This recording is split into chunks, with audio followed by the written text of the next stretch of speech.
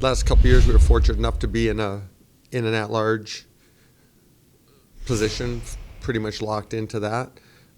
So winning the first round of the playoffs is what was necessary, and I'm not sure if that played into what happened after that or not. But this year, we have to, both teams have, every team that's playing, all four teams that have gotten to this point have to win. So you hope your team's prepared to play, that you've done a good job throughout the year, and you're ready to be at your best when your best is needed. And the team that is in that regards will be the team that comes out on top. We've certainly seen in this group since Winter Carnival that you're playing really your best hockey. What do you think is allowing that to happen at this point? That's a good question, because I think the lesson in it is, you could argue that that all the injuries we sustained brought the group together, and that the individuals that are playing extremely cohesively. So really being thrust into the necessity to perform,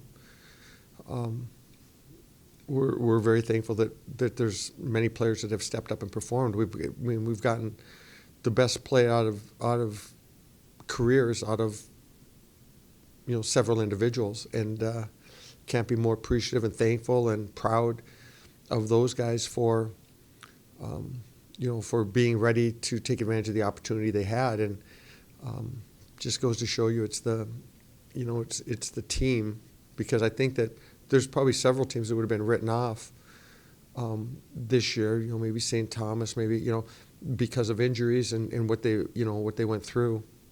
And I think we'd be kind of in that boat a little bit. But the individuals that are playing are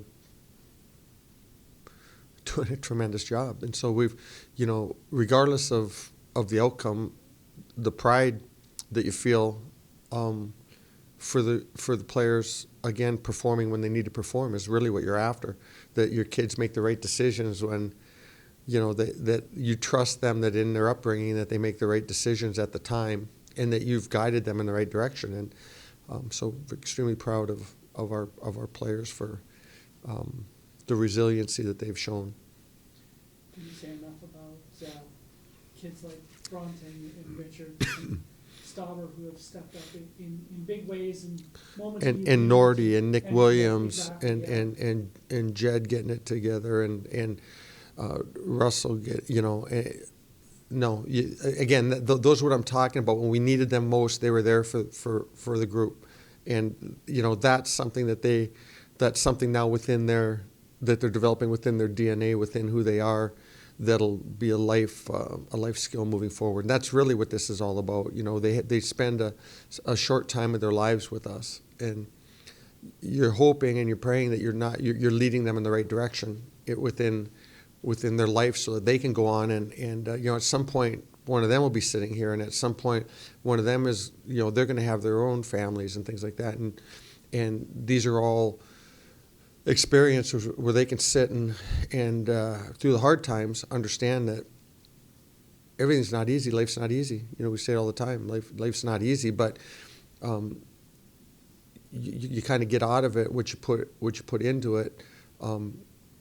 And are content in the result when you've laid it all out there. And I think our guys have laid it all out there. And we'll see how far we can ride this. We've seen contributions in the last few weeks, whether it's been Richard scoring a big goal for you, or as you mentioned, whether it's Russell or Jen on the blue line.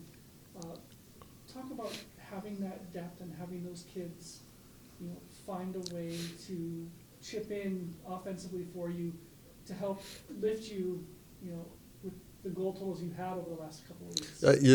You're looking for something specific, Audrey, I think, because you're going a lot of different ways to get this. But again, it's a credit to the players that they're able to perform when they need to perform. That's really what, the ultimate goal. John Wooden has and I encourage anybody to look at it as a pyramid for success. It works for business, it works for life, it works for everything. There's foundational values that everybody has to have, and then you get into the specific details. But at the pinnacle of that pyramid, at the very top, if pinnacle is the top, is competitive greatness, and that's being your best when your best is needed. When everything else comes together, and whatever your best is, being your best when your best is needed is what you're striving for. Everything goes into place to again, starting with all the values of being a good teammate, a good person, having empathy, having work ethic, have all those things that are non-specific to what you're doing, but are integral components to the fiber of what you'll ultimately become as a team and as an individual. And those guys sticking with it. I've said it before, I've been with a lot of teams in my 30 years, and none more than this group. I've not been around another team where I thought there was as much complete oneness as there is with this group, with guys that haven't complained or come to the rink when they haven't felt like they've gotten their fair due. They come to work every day. And with that, now when we need them most, they're ready to perform. And you can't say enough about that. They could not be ready to perform. They could have coasted through life. They could have coasted through their time here, but they're ready to perform. And that goes from even the guys that still aren't in the lineup and the guys that are injured. It goes to the whole group that they have come, led by our seniors, a great, incredible group of seniors that I've, and in seniors, I'm including our fifth-year guys in Logan and Blake, and I'm including Levi Stauber, who's going to graduate in 3 years and move on with his life outside of hockey. But the entire group, starting with them, and setting an expectation all the way through. That is both being pulled from the top and pushed from the guys who tried to get in the lineup. It's hard to, when you're not in the lineup for whatever reason consistently, to get yourself in the lineup, and that often means overcoming a lot. And our guys have overcome a lot. They've put a perfection to their game where when they have the opportunity to play, they're performing, and extremely proud of them, for stepping up and doing that and performing better than we were before as a team. So it's really a great lesson that it's the fighting the dog, not the dog in the fight. If you want to use a husky analogy, it's a husky in the whatever I said. It's a fight in the husky, not the husky in the fight. It's how much is within the individual, and there's a lot in these individuals. We've seen this group also really turn things on defensively, and a lot of that does go to looking at how Nick is playing, how Chase has played this year, how Jevon's playing now, Trevor's playing now, and also Blake behind them. How do you feel like the team defense has come together over the last few weeks? Yeah, I think it's obviously gelling. Even on Saturday night, I give Bowling Green credit that what they shot went in. They at one point I think they had, what was the final score, 6-5? They had 5 goals on 9 shots at one point? 4 on 8. Yeah. 4 on 8. And so, so you're obviously doing a decent job. Now, the goals that they scored, they're good goals. But in saying that, we weren't getting bombarded. They just scored goals, and that happens. That's hockey. That happens. So, but there's more to it. There's forwards supporting. There's picking up your guys on rush defense. There's not playing for a long time in your zone. Having quality exits and having possession time in the offensive zone that takes away from some of that. And there's a lot that goes into it. And the forwards are an equal part of everything that goes on in your defensive schemes. Talk about having Matt back and how he's able to push offense from the back end. Yeah, he changes our look a little. He changed our look a lot, but there's similarities between he and Evan. And Evan Orr was playing great for us as well. So the question going, for this Friday night is, do we dress an extra D or do we dress an extra forward going on now that Max Cascapirti's back? We have a little bit more of a comfort feeling up front, but we still have some other banged up, coming, that guys have been playing with injury that are going limited in practice, and those are always day before the game decisions as to whether they're ready to go or not. So we'll see going forward how that all pans out. Blake has, as the defensive bottom has played better, his numbers have improved quite a bit. What do you like in his game as a fifth-year senior who's been such a big part of everything, all the success you've had? Yeah, he's been the same. He's always been consistent. His numbers are not that far different than they were a year ago. He's got 4 shutouts, and been there when we needed him all the time. Played big when we need him all the time. There's nobody we'd trade him for in the country. He's got Michigan Tech through his blood, going through his veins, and so he's there for us when we need him, and handles himself in a great way. Always professional, always competitive. I have a lot of little thoughts in my mind over the years of little memories of him. We're little quirks in practice. You say something, just he's got a great sense of humor about him. He's got a great competitiveness. He's got a great calmness. He's a he's a great example for others to kind of mold themselves off of, and that's what you look for out of your leaders. You're looking for examples, and we've got some great examples. Blake being one of them. Looking at your offense, obviously Isaac has been a big part of helping you score consistently all season. Who's Isaac? Oh.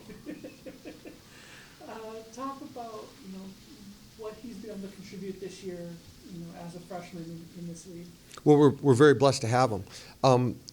We recruited him, and then he he decided to go to Michigan State, and then as it turns out, they did a great job. Knights did a great job. He's a good friend. They went hard into the portal and things like that, and put together their team, and then I think with Gordo, it was, where do I fit into that scheme of that whole thing within the depth. And when he came, when we saw that he was, looking maybe to do something different, he fits everything that we're about. I've used him with the group in life lessons. There's a little analogy Stephen Covey said at one time about, there's a paradigm or whatever of farming and of school, a comparison, and you can cheat school. Especially nowadays, go online classes, get someone to do your work. You can cheat school, but do you really get ahead in life? But you can't cheat farming. And this kid's a farm kid that farms with his grandpa, and you have to do every detail in farming. You have to burn, plow, seed, water. There's nothing you can't do. You have to do every part to hopefully get a crop, and then hope you get weather. Pray you get weather. So you have to have faith involved in it. Every value that we want within our program is represented.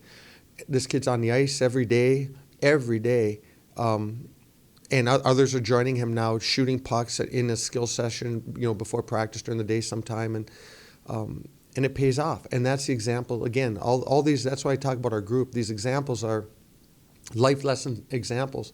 I mean, Isaac, he's teaching me. He doesn't even swear. You got some of our other guys that are heavy churchgoers that fire off every once in a while, and I'll I say, hey, we got to get these church guys around you, Gordo, so that you can rub off on them a little bit. Their parents will like that a little more, and so he makes us all better. Like so many of our guys, that's what I'm saying. There's not a guy in our room that hasn't made me a better person, and gave me a feeling of compassion, and they're all Bronte. We aren't even talking about Bronte. What he's, the incredible person that he is. Arvid, Moser. They're all, and I'm just throwing seniors out there now. They're incredible people. So you take what happens. We'll give our best on Friday night. I know the guys we'll give what they have. It's our job to stay calm and try to just give them. Right now, we're not trying to overfeed them. We're trying to keep them hungry and just give them some things that will help them, and they'll adjust to that.